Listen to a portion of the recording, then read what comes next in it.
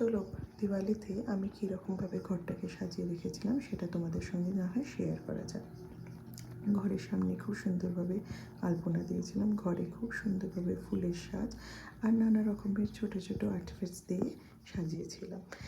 ঘরে প্রত্যেকটা ঠাকুরকে কিন্তু আমি বেশ ভালোভাবে স্নান করিয়ে বেনারসি দিয়ে খুব সুন্দরভাবে সাজিয়েছিলাম। দেখতে পেলে শিমুলিকে তোমরা নিশ্চয়ের মধ্যে, ও কিন্তু ভীষণ গুড বয়, ও কোনো জিনিসকেও এ পাশ থেকে ও পাশ করতে দেয় না।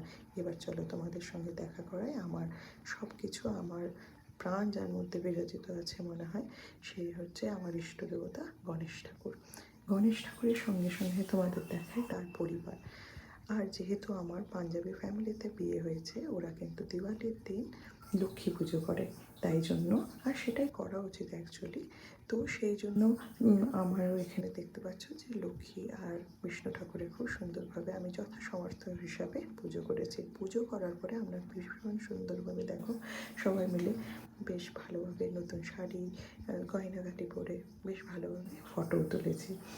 আর এই যে সেদিন আমাদের বাড়িতে এই ভোগ রান্না হয়েছিল ঠাকুরের জন্য, মিষ্টি নানা রকমের বাঙালি মিষ্টি সব।